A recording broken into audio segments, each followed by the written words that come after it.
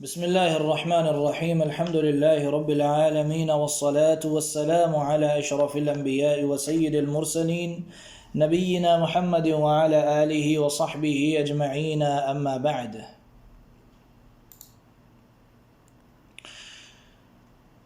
عمل اليوم واللیلہ کتاب کی آج 8ویں حدیث ہم آپ کے سامنے بیان کریں گے.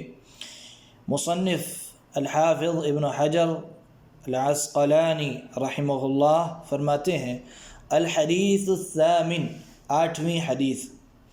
عن عبداللہ بن عمر رضی اللہ تعالی عنہما قال، عبداللہ ابن عمر رضی اللہ عنہما سے روایت ہے، وہ کہتے ہیں انہوں نے کہا، فرمایا لم يكن الرسول صلی اللہ علیہ وسلم يدع هؤلاء الدعوات حين يمسي وحين يصبح. عبداللہ ابن عمر رضی اللہ عنہما کہتے ہیں کہ اللہ کے رسول صلی اللہ علیہ وسلم کبھی بھی یہ دعائیں، یہ دعوات، یہ دعائیں نہیں چھوڑتے تھے. حین یمسی، شام کے وقت، وحین یصبح، اور صبح کے وقت. تو جب شام ہوتی تو لازمی یہ دعائیں کرتے، اور جب صبح ہوتی تب بھی لازمی یہ دعائیں کیا کرتے تھے. اور وہ دعائیں کون سی ہیں، وہ کلمات کون سے ہیں؟ آپ صلی اللہ علیہ وسلم فرماتے اللہم انی اسألک العافیۃ فی الدنیا والآخرہ. اللہم انی اسألک العفو والعافیۃ فی دینی واہلی ومالی. اور بعض روایات میں ہے فی دینی ودنیای واہلی ومالی. اس کے بعد تیسری دعا اللہم استر عوراتی وآمن روعاتی. آگے ہے چوتھی دعا اللہم احفظنی من بین یدی ومن خلفی وعن یمینی وعن شمالی ومن فوقی وأعوذ بعظمتك أن أغتال من تحتي وأعوذ بعظمتك أن أغتال من تحتي. أخرجه أبو داود واللفظ له والنسائي وصححه الحاكم وابن حبان. یہ تھی روایت جو کہ عبداللہ ابن عمر رضی اللہ عنہما سے مروی ہے کہ اللہ کے نبی صلی اللہ علیہ وسلم 4 دعائیں جو اس روایت میں آئی ہیں وہ کرتے تھے صبح اور شام. اور صحابی رسول فرماتے ہیں راوی کہ اللہ کے نبی صلی اللہ علیہ وسلم ان دعاؤں کو چھوڑتے کبھی نہیں تھے. لم یکن، الفاظ پہ غور کریں، لم یکن رسول اللہ صلی اللہ علیہ وسلم یدعو، کبھی بھی اللہ کے نبی صلی اللہ علیہ وسلم چھوڑتے نہیں تھے، یعنی چھوڑنے والے نہیں تھے. ہذہ الدعوات، ان دعاؤں کو. اس سے معلوم ہوا کہ یہ دعائیں کتنی زیادہ اہمیت کی حامل ہیں، اور ان میں جو الفاظ ہیں جو مانگا جا رہا ہے اللہ تعالیٰ سے وہ بہت زیادہ قابل غور ہے. حین یمسی وحین یصبح، مساء میں، یعنی یہ اذکار المساء میں بھی ہے، وحین یصبح اذکار الصباح میں بھی ہے. تو اذکار الصباح والمساء، صبح شام دونوں وقت یہ دعائیں کرنی ہے. اللہم انی اسألک العافیۃ فی الدنیا والآخرہ. اے اللہ میں تجھ سے عافیت کا سوال کرتا ہوں دنیا اور آخرت میں. ہر قسم کے نقصان، ہر قسم کے شر سے بچنے کے لیے بندہ اللہ تعالیٰ سے عافیت کا سوال کرتا ہے. دنیا میں بھی ہر قسم کی ہلاکت و بربادی سے بچنے کے لیے، اور آخرت کی ہلاکت و بربادی سے بچنے کے لیے اللہ تعالیٰ سے سوال کیا جا رہا اللہم انی اسألک العافیہ. آگے ہے اللہم انی اسألک العفو والعافیہ. اے اللہ میں تجھ سے سوال کرتا ہوں عفو معافی کا، درگزر کرنے کا، والعافیہ اور عافیت کا، یعنی تو مجھے ہر قسم کے نقصان سے، سزا سے محفوظ رکھ. فی دینی و اہلی و مالی، میرے دین کے معاملات میں عفو و عافیت دونوں کا سوال کرتا ہوں. مجھے حرام راستوں سے بچا، حلال راستوں پہ چلا، گمراہی کے راستوں سے بچا، ہدایت کے راستے پہ چلا، شرک سے بچا، توحید پہ چلا، بدعات و خرافات سے بچا، سنت کے راستے پہ چلا.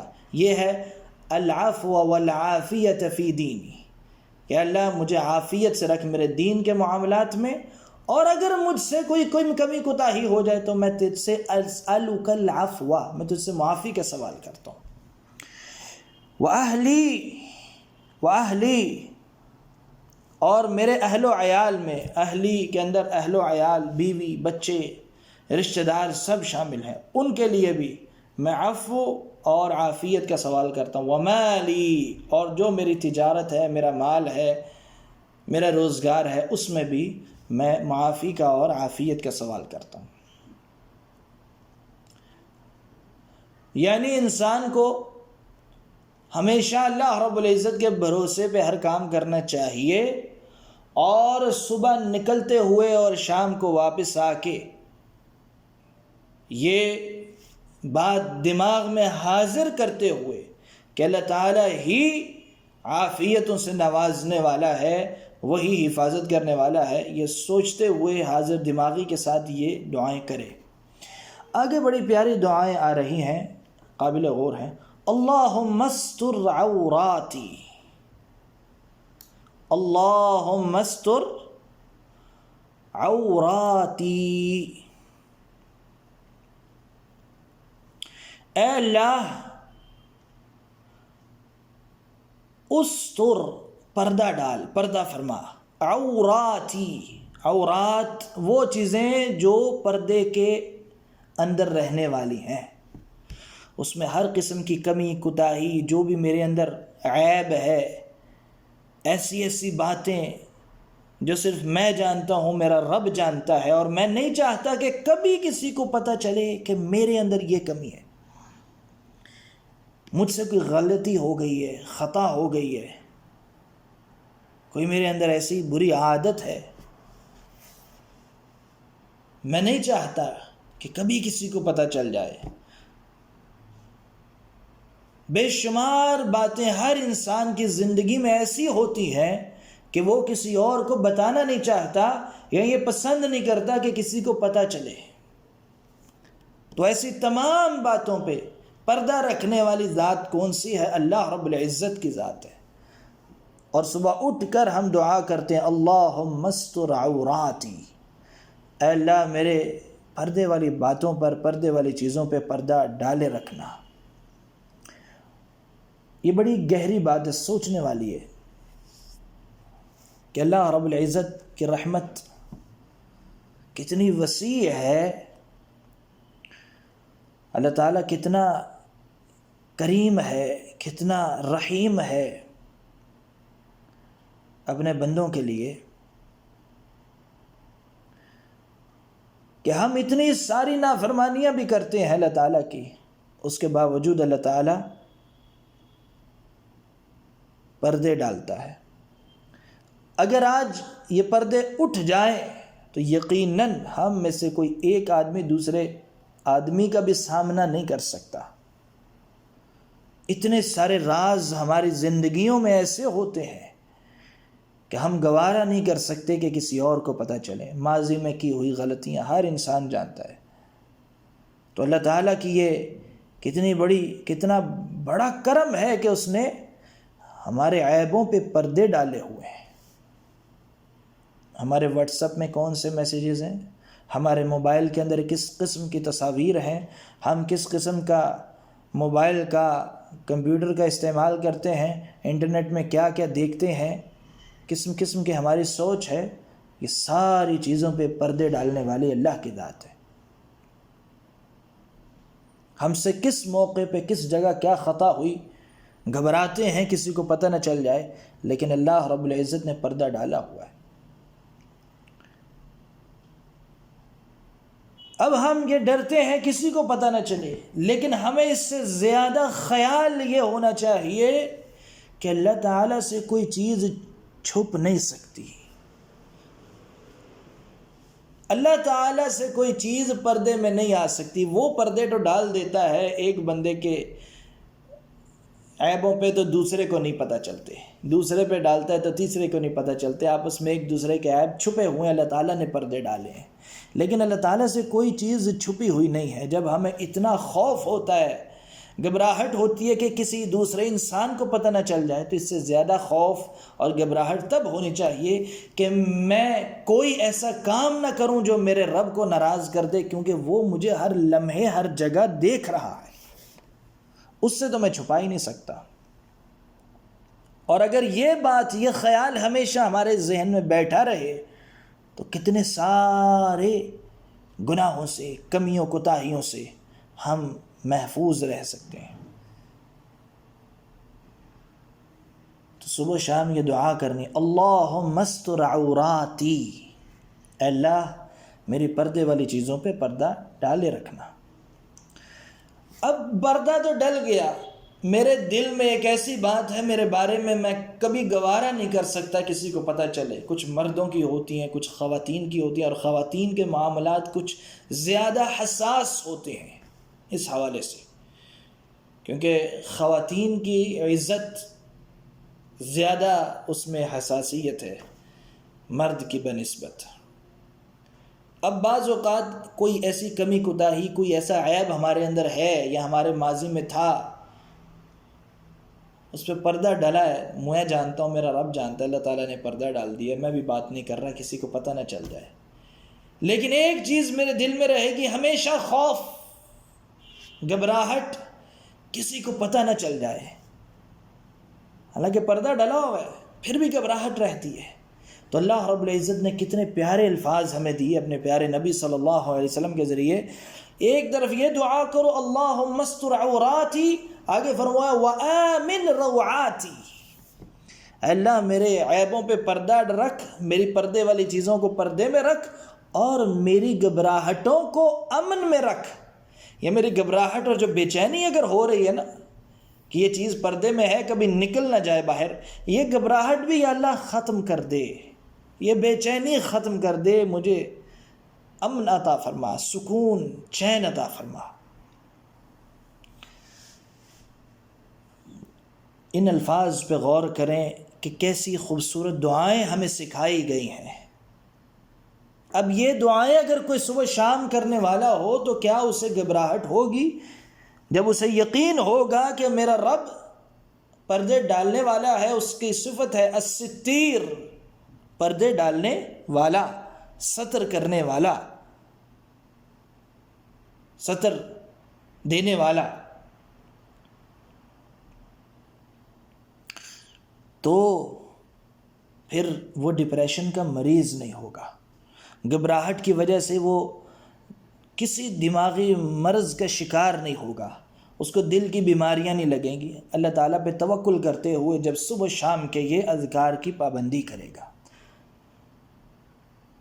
لوگ گولیاں کھا کھا کے سوتے ہیں، نیند نہیں آتی، نیندیں اڑ گئی ہیں، بے چینی ہے، تو نتیجہ کیا نکلتا ہے؟ بیماریاں لگ جاتی ہیں۔ تو اس کا حل ایک مسلمان کو اتنا خوبصورت حل دیا گیا ہے، صبح شام کے اذکار کرے اور ان کے الفاظ پہ غور کر کے تو دیکھے۔ تو یہ دعا بڑی عظیم دعا ہے اور ہمیں آج بڑی ضرورت ہے اس دعا کی۔ اللہم استر عوراتی وآمن روعاتی، اور دونوں چیزوں کا کتنا گہرا تعلق ہے، استر عوراتی وآمن روعاتی، کہ پردہ اور پردے کے بعد گھبراہٹ بھی یا اللہ ختم کر دے۔ آگے فرمایا اللہم احفظنی من بین یدی، وَمِنْ خَلْفِي وَعَنْ يَمِينِي وَعَنْ شِمَالِي وَمِنْ فَوْقِي، اے اللہ میری حفاظت فرما، یعنی ہر قسم کے شر سے جو باہر سے آ سکتا ہے، کہاں کہاں سے آ سکتا ہے، من بین یدی، میرے سامنے سے، میرے آگے سے، ومن خلفی، میرے پیچھے سے، وعن یمینی، میرے دائیں سے، وعن شمالی، میرے بائیں سے۔ کتنی جہتیں ہو گئیں؟ آگے پیچھے، دائیں بائیں، دو باتیں رہ گئی۔ ومن فوقی، اور میری اوپر سے بھی حفاظت فرما، 5 ہو گئی، ایک نیچے والی رہ گئی، لیکن نیچے والی کا فوراً یہ ذکر نہیں کیا ومن تحتی، بلکہ الگ انداز میں آیا ہے وَأَعُوذُ بِعَظَمَتِكَ أَنْ أُغْتَالَ مِنْ تَحْتِي، اس کو خاص اہمیت دیتے ہوئے نیچے سے حفاظت جو ہے یہ کتنی ضروری ہے، خاص اہمیت دیتے ہوئے الگ الفاظ ہیں، ان لفظوں پہ غور کریں۔ وَأَعُوذُ بِكَ بِعَظَمَتِكَ، اے اللہ تیری عظمت کی پناہ چاہتا ہوں، کس بات سے ڈرتے ہوئے، کس سے بچتے ہوئے؟ ان اغتال من تحتی، کہ اچانک اپنے نیچے سے ہلاک کیا جاؤں، نیچے سے ہلاکت ہو جائے میری، نیچے سے ہلاکت، اس کا پتہ نہیں چلتا انسان کو، اور سب سے خطرناک ہوتی ہے، ایک چیز دائیں سے آ رہی ہے دکھ جاتی ہے، بائیں سے آ رہی ہے دکھ جاتی ہے، آگے پیچھے سے آ رہی ہے، کچھ نہ کچھ احساس ہو جاتا ہے، بندہ بچنے کا کوئی نہ کوئی بندوبست کر لیتا ہے، اوپر سے آ رہی ہے تو تھوڑا پیچھے ہو سکتا ہے، لیکن جو چیز نیچے سے آتی ہے وہ اچانک آتی ہے، کیونکہ نیچے کوئی چیز ہوتی نہیں سوائے زمین کے، اب زمین سے ہی اگر الٹا دیا جائے، انسان ہلاک کر دیا جائے، تو اس کو سنبھلنے کا موقع بھی نہیں ملے گا، لہذا نیچے سے کوئی برباد نہ ہو جائے، نیچے سے کسی کے تختے نہ الٹ جائیں، خاص کر کے پناہ مانگی وَأَعُوذُ بِعَظَمَتِكَ أَنْ أُغْتَالَ مِنْ تَحْتِي۔ اور جو لوگ اچانک ہلاکت اور بربادی کی طرف جاتے ہیں، جن کی زندگی تباہ ہو جاتی ہے، تو وہ ہمیشہ ایسے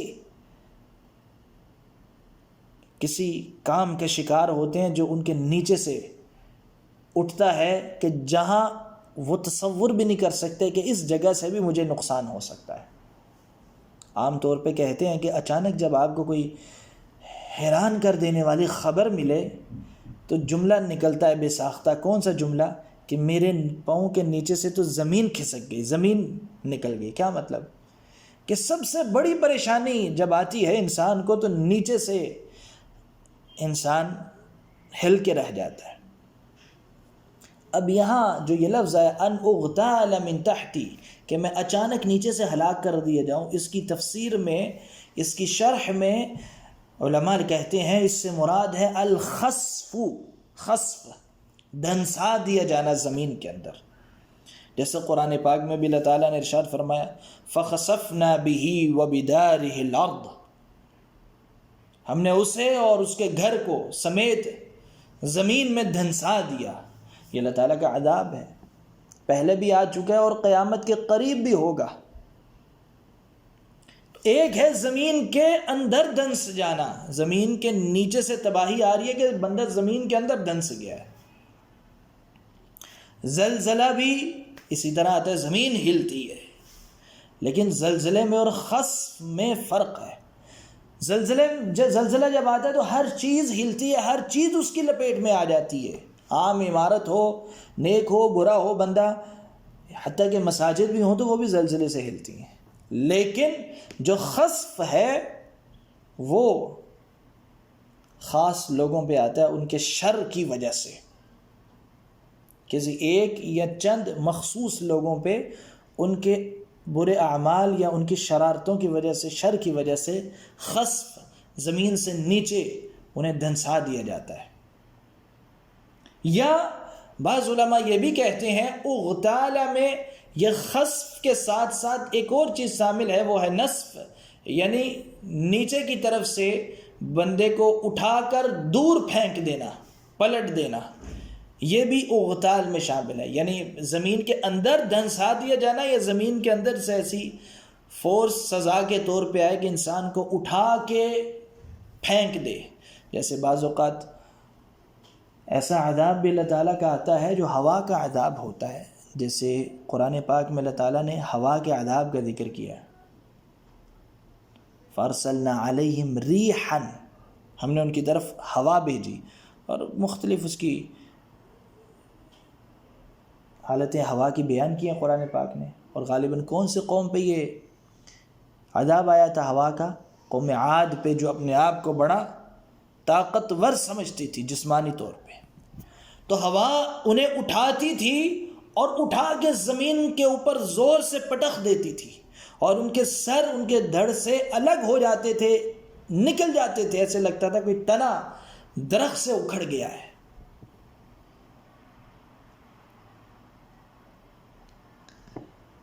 تو یہ بھی زمین کے نیچے سے جو ہلاکت ہوتی ہے اس میں یہ بھی شامل ہے کہ نیچے سے ایسا عذاب آئے، سزا ملے کہ بندہ اٹھ جائے اور پھینک دیا جائے، نتیجتاً ہلاک ہو جائے، یا زمین کے اندر ہی دنسا دیا جائے.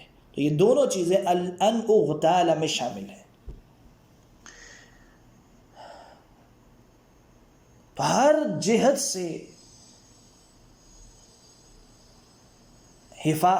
سے بچنے کے لیے کہیں سے بھی نقصان آ سکتا ہے تو ہم اللہ تعالیٰ سے دعا کرتے ہیں اللہم احفظنی من بین یدی ومن خلفی وعن یمینی وعن شمالی ومن فوقی واعوذ بعظمتک ان اغتال من تحتی.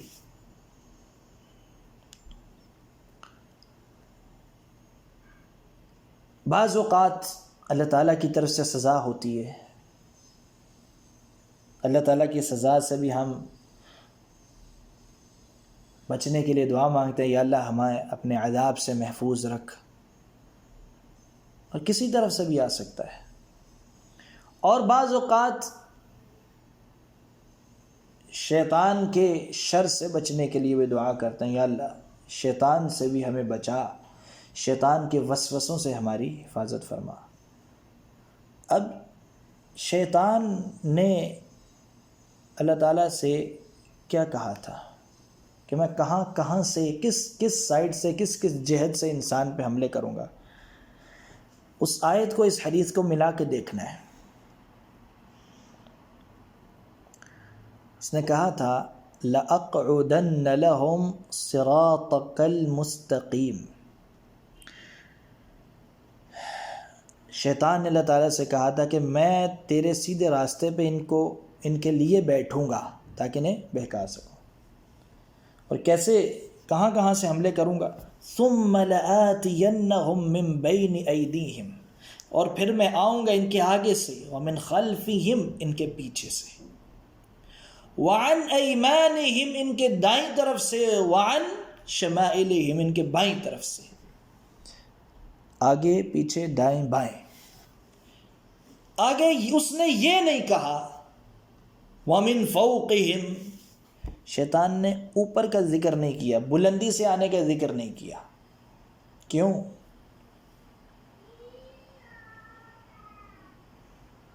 اس لیے کہ بلندی سے حملہ کرنے کا اختیار اللہ رب العزت نے شیطان کو نہیں دیا. بلندی اللہ رب العزت کے لیے خاص ہے. شیطان اوپر سے کبھی حملہ نہیں کر سکتا. علو، فوقیت، یہ اللہ تعالیٰ کے لیے خاص ہے. تو اللہ تعالیٰ کی طرف سے تو کچھ آزمائش اگر بندے پہ آنی ہو تو اوپر سے آ سکتی ہے، لیکن شیطان اوپر سے حملہ نہیں کر سکتا.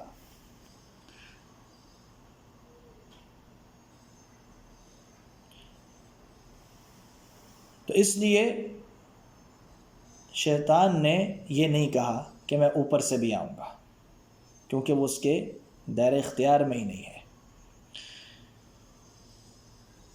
تو خلاصہ کلام یہ ہے کہ ہم ہر قسم کے شیطان کے وسوسے سے بچنے کے لیے بھی، اس کی شرارتوں سے بچنے کے لیے بھی اللہ تعالیٰ سے حفاظت کی دعا کرتے ہیں، اور ساتھ ساتھ اس لیے کہ یا اللہ ہمارے اعمال کی وجہ سے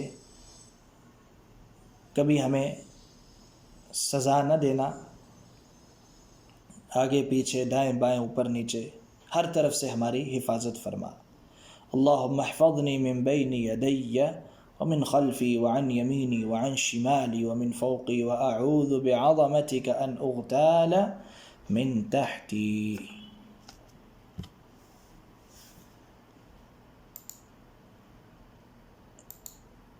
یہ تھی آج کی ہماری حدیث اور اس کی مختصر شرح۔ صبح شام کے اذکار میں یہ دعائیں شامل ہیں، ایک ایک مرتبہ پڑھنا، صبح ایک مرتبہ، شام کو ایک مرتبہ۔ اور یہ روایت ابو داؤد، سنن ابی داؤد کے اندر موجود ہے اور اسی کے یہ الفاظ ہیں، والنسائی، اور نسائی میں بھی ہے، وصححہ الحاکم وابن حبان، اور امام حاکم نے اور امام ابن حبان نے اس روایت کو صحیح قرار دیا ہے۔ یہیں پہ اپنی بات کو ختم کرتے ہیں۔ وصلی اللہ علی نبینا محمد وعلی آلہ وصحبہ اجمعین۔